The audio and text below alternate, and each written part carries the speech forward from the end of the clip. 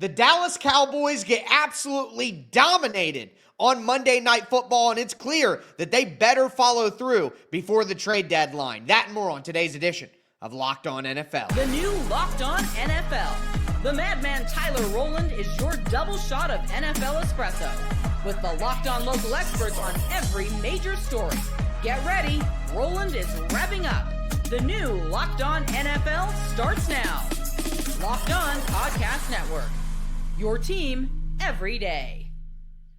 Football fans, welcome into the Locked On NFL podcast, bringing you a double dose of the NFL's biggest stories with help from our local experts that know your favorite teams like no one else. I am your host, the madman Tyler Rowland, joined today by Locked On NFL expert Lauren Cox. On today's show, we are talking trade deadline. I think the Patriots and the Steelers need to go all in here for this season. We need to talk about the trades that already happened with the Eagles and the Ravens, and the Dallas Cowboys need to make a trade, and it sounds like they already got one figured out after they get dominated by the Arizona Cardinals on Monday Night Football. Before we dive into all of it, I do want to thank you for making the Locked On NFL your first listen. Reminder, you can follow our show and hear new episodes ad-free daily on Amazon Music, so go check that out. Thank you again for being an everydayer here with us at the Locked On Podcast Network, where it's your team every day. Today's episode is brought to you by FanDuel. Right now, new customers can bet just $5, and if your bet wins, you'll get $300 in bonus bets to use across the app.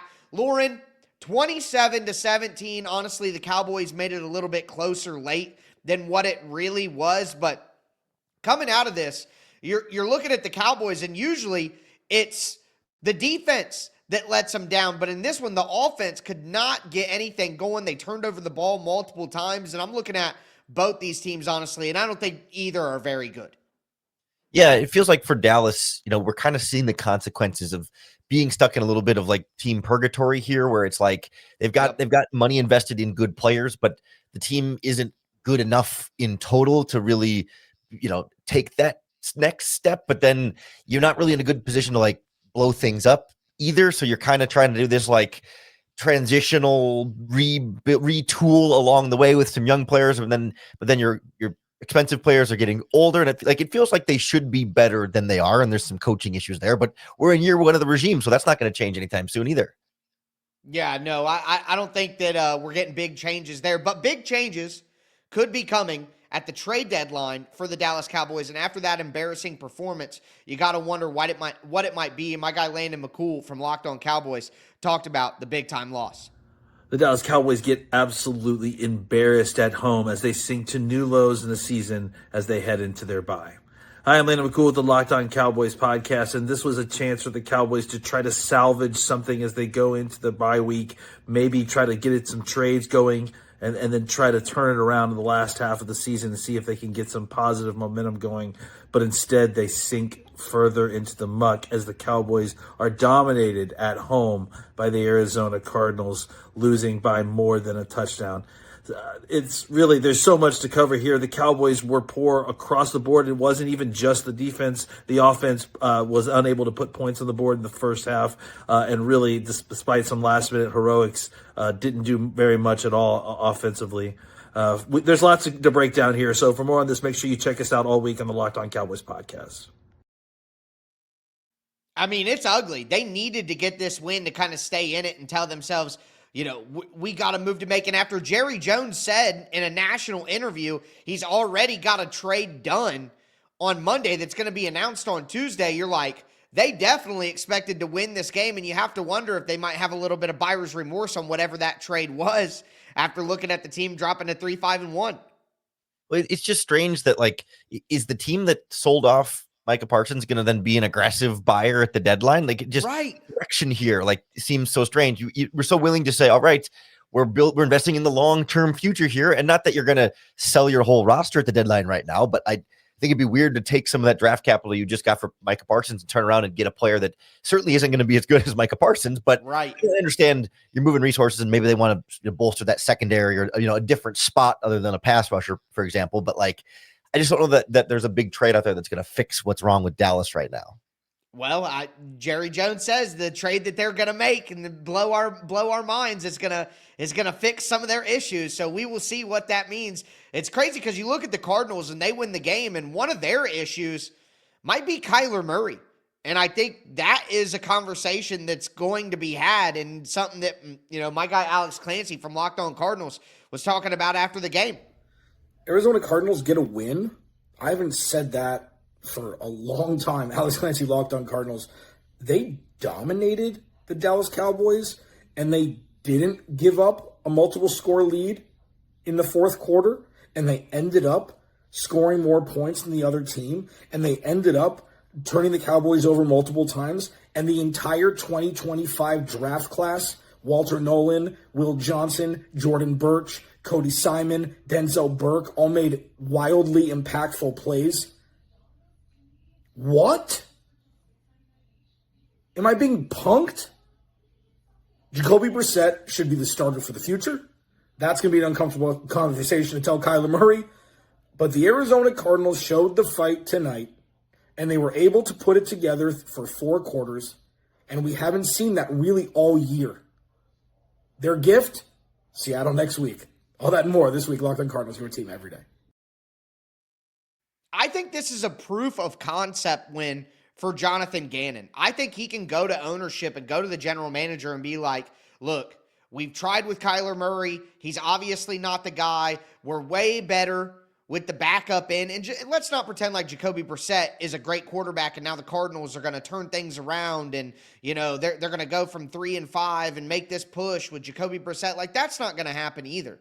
But it does prove that they have been a significantly better team with Jacoby Brissett in, and that should be the impetus for the coaching staff to be like, look, we need a new quarterback. And when we have just decent level quarterback play like we're getting from Jacoby Brissett, the defense is pretty good. We can play complementary football. We can do some things and look like the best version of the Cardinals that we saw last year. You know what I mean? Like, the Cardinals were kind of a frisky team last year, and they look like that same team tonight, but they need Jacoby Brissett in there to pull that off. And I'm sorry, but that's an indictment on Kyler Murray.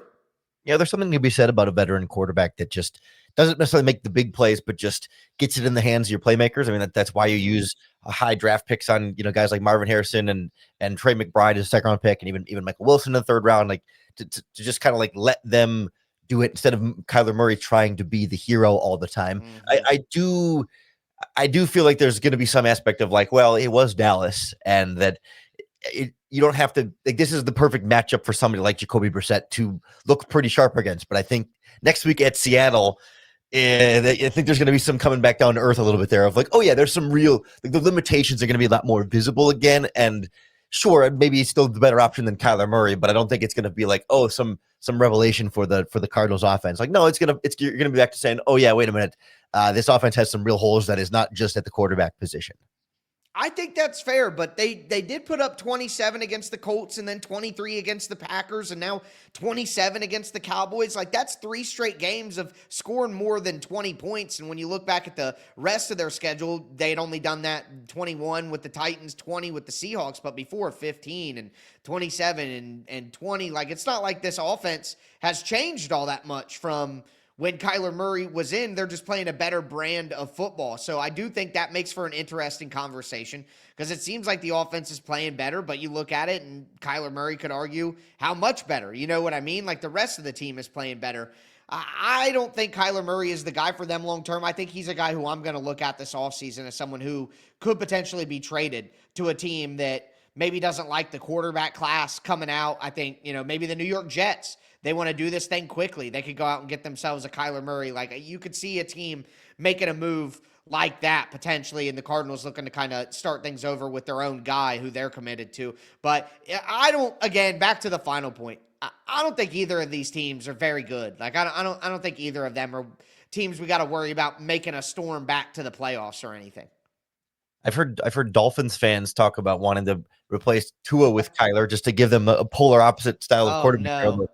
Not much height difference there becomes the challenge for them. But yes, no, I agree. Like, this is more like every team's watching to see who might be able to pick off of these teams at the deadline. Maybe Dallas will be more of a seller. Maybe Arizona is going to want to be more of a seller at some point. But I don't know that we learned a ton big picture here. No, I don't think so at all. And honestly, I don't think this game changes the mindset of either of these teams either at this point. Dallas is still going to try to go all in and make a push. Arizona's going to try to be the most competitive team that they can be. But either way, fun football game, some big plays, some fun stuff. Nice to see the Cardinals have some success as well with some of their weapons and look like a better version of a team than we've seen them be throughout the season. But with that being said, we turn to two teams who are really trying to make a push here. The two teams that kicked off the trade deadline madness, the Philadelphia Eagles and the Baltimore Ravens. Do want to let you know that today's episode is brought to you by Built. Nobody likes paying rent, but if you must, you might as well get something for it. That's where Built comes in. Built is changing the game by turning your rent payment into real rewards you can actually use. When you pay rent through Built, you earn flexible points that can be redeemed towards hundreds of hotels and airlines, a future rent payment, your next Lyft ride, and more. But Built isn't just about rent. It's about rewarding you around your entire neighborhood. Whether I'm grabbing food at my favorite local restaurant or heading to the gym, I'm still earning rewards. Built has made everyday life feel more rewarding, from your neighborhood to your travel plans. Turn your rent into rewards and start earning points around your neighborhood by going to joinbuilt.com/lockedonnfl. That's joinbilt.com/lockedonnfl. Make sure to use that link so they know that we sent you. All right, Lauren, let's continue today's edition of Locked On NFL. Talked about that Monday Night Football matchup to cap off Week 9 between the Cowboys and the Cardinals, but now we get to the trade deadline action, and we got two pass rusher trades on Monday, but we start in Philadelphia with the Eagles, where the Eagles go out and I think make an excellent trade to get Jaelan Phillips from the Miami Dolphins, and my guy, Louis DiBiase from Locked On Eagles broke it down. This guy cannot be stopped. Howie Roseman makes another trade. Miami Dolphins edge rusher Jaelan Phillips headed to Philadelphia for a 2026 third-round pick. Phillips added on top of Nolan Smith, Jalix Hunt, Brandon Graham, and Josh Uche makes maybe the deepest 4 to 5 man rotation on the edge the Eagles have had in quite some time. Phillips still in his prime, 3 sacks this year, has played in the Fangio scheme before. This could be more of a long-term play than the Jair Alexander trade or Michael Carter, but if it's not, considering Phillips is a free agent next year, Howie Roseman might get that third-round pick back in the comp pick formula of 2027, so you might get Jaelan Phillips for free if he signs a $20+ million a year contract in UFA next year. Or you can extend him and he's a part of this young core with Nolan Smith and Jalix Hunt. Either way it works, and Howie Roseman truly thinks of everything. Now, I confess, I really like Jaelan Phillips coming out of college, so I've always been partial to his skill set. I think he's been an excellent player when healthy. I mean, he had 15.5 sacks in his first 2 seasons, played in all 15 games for the Dolphins, but then the health problems have been the issue after that. Only 8 games in 2023, 4 games last season, 7.5 sacks total in those 2 years. And he's come out, he's played all 9 games so far this year, 3 sacks on the year, and I think he's going to be a better player in Philadelphia. It's all about him staying healthy, though, and I think that where usually we see Philly make these moves that are clearly win-now moves, and I agree with Louis on this one, that this has the potential to be a win now and a for the future move, because Phillips can still be an excellent player if he's able to stay healthy. Yeah, it's part of this sort of like rich get richer feeling where it's like Eagles develop good players and then get compensatory picks that allow them to then trade for other good players that may end up also getting them compensatory picks. Like they still have a bevy of draft picks for next season, even after making these couple of trades and the trades we've seen them make all off season. Like they've done such a good job of resource management to say, like, even when you're giving up picks, you're not just, it's not like the Rams, where you're leaving the cupboard bare and having trouble getting more young players on cheap contracts. Like this is how good teams stay good and stay ahead. I think this is one of the more risky moves that Howie Roseman has done in terms of the draft capital that you gave up and the injury history coming in. Like usually we think of them as being like no risk, all reward on, something like Jalen Ramsey or Jair Alexander, where you're giving up almost nothing and you're still getting, it could be greater. If it goes wrong, you're not really missing much, but like This Phillips one is a lot more of a coin toss, a lot more of a gamble of like, yeah, if he's hurt and then, doesn't go out into free agency and get a big contract or whatever, or doesn't look like a long-term piece, then you've burned a 3rd-round pick on somebody who has lots of potential. And I think it's not a bad gamble, but it is very clearly a gamble. But I think, like what you said, it makes a great point, is they have so many picks like stockpiled for the next couple of years, and they do such a good job of keeping the cupboards full that even a risky move like you're explaining it is less risky than it would be normally, because I always compare it to poker. If you got big stack at the table and you know it, you could stay on when you got 10-7 offsuit, and then next thing you know, you flip a 7-7-10 and you're hitting. You know what I mean? Like, you got the full boat. You can afford to take those risks and afford to stay around and see flops that you wouldn't see otherwise. When you are the Eagles and you have that kind of investment from the community that trusts in you, so even if it goes wrong, it might not get you fired. That's something that you have to consider. And then, just tangibly, you do have more picks and other things waiting. So I think the Eagles are kind of in a position where there is no such thing as risk at this moment in time for them. Just anything they do will be pushed away as, oh, that didn't work, but they've done all these other things. So it's like they can't lose. Yeah, it's like Howie Roseman is Chauncey Billups at this poker table right now. I wouldn't want to be negotiating with him. If Howie Roseman comes calling to my team and says, "Hey, I'm interested in this player for this draft pick," even if it sounds like a great deal or too good to be true for me, I'm always going to be like, "Wait a minute, what? Yep. So am I missing something here? Like, am I the idiot? What's happening here? Because this isn't going to work for me." No, shout out. It's like you got that one guy in your fantasy league that wins all the time. Shout out my guy Jones. It's like if he's offering you a trade, you probably shouldn't take it, because he's probably going to get over on you in some way, because he's, just doing things better. He's got the world in his pocket like Howie Roseman does right now. But with that being said, there was another trade on Monday to get things going. Another pass rusher, maybe not as spicy as Jaelan Phillips to the Philadelphia Eagles, but the Baltimore Ravens, who, when the defense has struggled, their pass rush has really, really struggled. It's been a big point of contention, and they aid the pass rush by going out and getting Dre'Mont Jones from the Tennessee Titans, as my guy Kevin Ostreicher from Locked On Ravens broke down. The Baltimore Ravens have bolstered their pass rush. I'm Kevin Ostreicher, the host of Locked On Ravens. It was reported on Monday night that the Ravens are trading for Tennessee Titans pass rusher Dre'Mont Jones in exchange for a 5th-round pick that could turn into a 4th-rounder. Now, Dre'Mont Jones has 4.5 sacks for the Titans this season.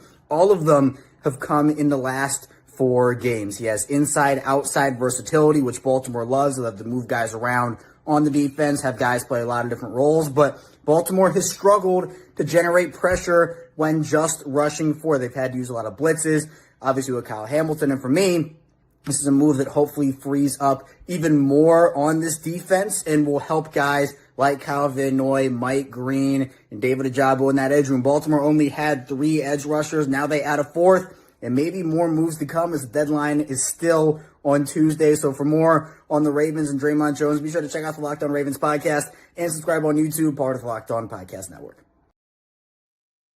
I think this is a good trade for the Ravens. I know Dre'Mont Jones isn't a name that's ringing bells in the street or anything like that, but Kevin is right on. Inside-outside versatility, can do a lot of stunting up front, which the Ravens pass rush doesn't have a dominant rusher right now, so I think you got to get a little more creative with the blitzes, with the stunts, with the loops, and things like that with the defensive front. And Dre'Mont Jones has the inside-outside versatility, like Kevin was talking about, to allow him to do that. So I think this is a good fit, and this is just a solid player, Lauren, that your casual fan would never really pay attention to. And I'm not going to say that you need to know every Dre'Mont Jones in the NFL, but these are the kind of guys who their addition to a pass rush front can do more than just what you would think from that individual player. It's kind of a domino effect. It's some greater than the parts, you know what I mean, type deal with Dre'Mont Jones. Totally. And it's nice to see Baltimore, and it's not really going all in per se, but like recognizing that, hey, they're turning some things around here. They win a couple games in a row. The division is well within reach, and that this player offers them, a size at the edge rusher spot that they don't really have right now, a different body type that can do some different things for them.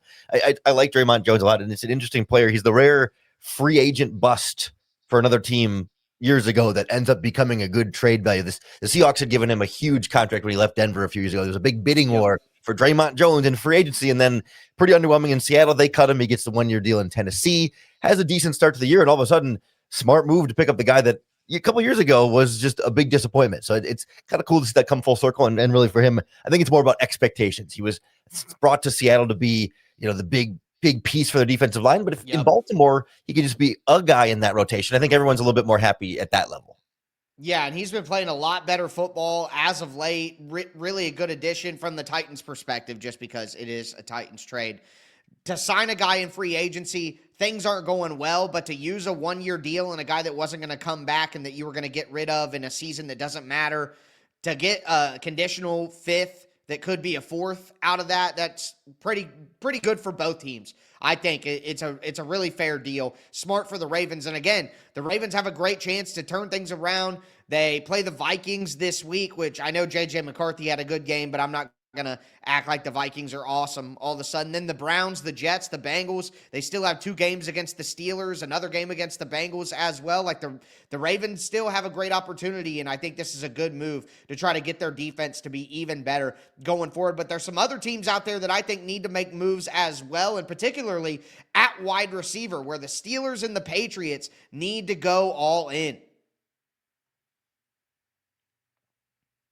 Do want to let you know that today's episode is brought to you by FanDuel Sportsbook. The NBA is back, and there's no better place to get in on the action than FanDuel, the official sports betting partner of the NBA. Even if you miss the start of a game, you want to ride the hot hand, FanDuel has live bets on everything from who's going to score next to fourth quarter comebacks. Plus, you can even combine your live bets into a same game parlay for a shot at a bigger payout. It keeps every game exciting, especially when your team is making that late push. Right now, FanDuel is giving new customers $300 in bonus bets when your first $5 bet wins. Again, new customers, $300 in bonus bets when your first $5 bet wins. Head to FanDuel.com to sign up and play your game with FanDuel, the official sports betting partner of the NBA. All right, Lauren, let's cap off today's edition of Locked On NFL. The trade deadline is 4 p.m. Eastern time on Tuesday. Going to see some deals before then, hopefully breaking down from the Monday where we got a couple, and then hopefully there are some fireworks on Tuesday. I feel like the trade deadline has been getting a little better for the NFL as of late. Teams a little more willing to walk around. But one of the teams I think needs to be willing to make a move is the Pittsburgh Steelers. And I know they already made a trade for DK Metcalf at the wide receiver position. They gave up a lot, but when you have Aaron Rodgers, who's no spring chicken, your defense is the most expensive defense in the NFL with a bunch of older players like TJ Watt, Cam Hayward, Jalen Ramsey. This is the moment. I think that win over the Colts changes things for the Steelers. And one of the big things that happened in that game is they showed that they can correct things. And that's something that Mike Tomlin, as a good coach, is going to be able to do. He's going to be able to fix problems, and they fixed some problems, especially on defense. And my guy Chris Carter from Locked On Steelers talked about that. These are things that are very fixable on your own. These aren't miracles that have to happen. Just like I said about the defense. And I think that should be the other encouraging part about this, is that if you were one of those people that thought the defense looked hopeless, like there was nothing to glean, there was nothing to be happy about. This defense was just doomed to be bad all season, and they were never going to fix anything. And then you see this turnaround of a performance from them. I think that should show you that the offense could probably do something similar, even if it wasn't a terrible performance. They were sloppy. They made some big mistakes, but they still came out on top. This should show you that this team can turn things around. They can adjust to what other teams are doing, and they can be the team that wins today, because I'll say it straight up, Mike Tomlin outcoached Shane Steichen in this game. They took away what he wanted to do. He couldn't find the adjustments to get things going in time, and they were able to do it. And they did it in a way that I didn't think was the path for them to win this game. I thought if you had told me before this game that the Steelers' top running back, Jaylen Warren, averaged less than 2 yards per carry, I would have said they gotten dog walked. I was like, they would have been destroyed. But no, the Steelers found other ways to win on offense. Their defense found ways to win that I wasn't sure that they'd be able to turn around so quickly after 2 bad performances, and they did that. And I think that that's something that shows that this team can adjust, this team can move, this team can win in different ways, and it's the teams that can win in a wider variety of ways that often find more ways to win and find themselves competing better in January football. And I think they need one more weapon, and I think when they make a trade, Mike Tomlin and Arthur Smith will find a way to fit the player in and make it worth it. I think that'll happen. They need to go get Calvin Ridley. You hear me? Steelers, go out there, get Calvin Ridley, do what you got to do. Listen, that's a little bit of Titans homerism there. I'd love to ship Calvin Ridley out to the Steelers, but Jacoby Myers is a guy who would fit as well. I think both of those wide receivers, and I'm sure there are others available, make sense for the Steelers, even with them adding some guys recently, getting some young pieces back like Roman Wilson, Calvin Austin. I still think they need another real guy, and I think Myers or Ridley could be that. Yeah, when you go with Aaron Rodgers as your quarterback to start the season, you're signaling, hey, we're all in on right now and doing it right now. So you might as well lean into that. You can't be playing this like, well, we gotta keep an eye on the long-term future because you don't know who your quarterback is going to be next year and beyond. So exactly. Not that you give away all your picks to go all in, but like, yeah, this is a spot for them to be aggressive. I personally am not totally convinced that, they've turned some big corner. I mean, they got 6 turnovers on the Colts. Yeah, you should win a game where you get 6 turnovers, and you're not going to get 6 turnovers every single week. So, like, I think this is a Steelers team that is capable of a good game at any given moment because they're a good, veteran, experienced team. But are they going to be able to do that every single week? Like, I think they can turn it on. If they get in the playoffs, they can, do that 1 or 2 games to turn on. But can they consistently play that well? I'm not so sure. I agree with you, but any given Sunday, I think that's where the Steelers are at, and they proved it against nobody could slow down that Colts offense. Nobody. And they did it. With their defense playing as bad as they have been playing lately, it just it's an adjustment thing. I just believe that they're adjusting. They're going to get it right.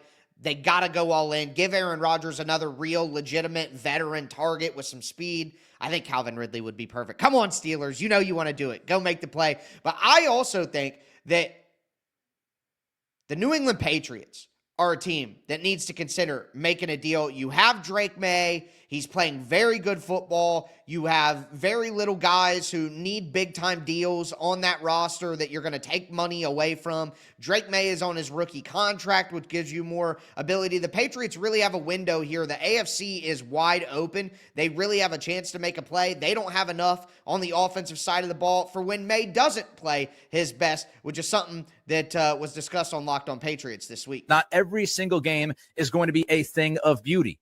You're going to fall on your face every once in a while. How do you get up? How do you respond? This game was certainly not a Picasso. Drake May isn't always going to be great. I know we almost take it for granted because he's been so good for the past 6 or 7 weeks, but he's not going to be that guy every single week. So help him out. Don't require a Superman to put on his cape all the time. Get him some better weapons that can make things easier on him, that you could throw a little screen to and then go make a play. And it's Kayshon Boutte's going on IR too, that he announced on Discord is what I saw. Whatever. Nothing made me feel older than hearing that and being like, what? But either way, with Boutte going on IR, the limited wide receivers that they already had, I think now is the time. They can afford it. They can risk it. They're in a good position. The Patriots need to go out and get a wide receiver. Yeah, I wasn't as on board with this until Boutte goes on IR because I think they're winning. They're not losing these football games. They've won 6-7 in a row to start this stretch of the season. So like the AFC is wide open and it's kind of their oyster right now, and like it's working. So you don't need to go crazy to make the big, huge splash move. But yeah, like some kind of like one of these kind of savvy deals we're seeing right now, like we talked about with Dre'Mont Jones, right? Where it's like that equivalent. You're giving up a day, maybe even an early day 3 draft pick, but like, a 5th or 6th round pick. Maybe you're swapping something there for a receiver from another team that's cast off. Something like Jacoby Myers, I think would make a lot of sense there, or, whoever ends up being the right fit for them. It doesn't need to be go get a new number 1 wide receiver from some team, but just like another solid addition for somebody that you can trust and rely on more than anything you're seeing as a free agent option right now. I think just one of these little touches are the things that can put a team over the top.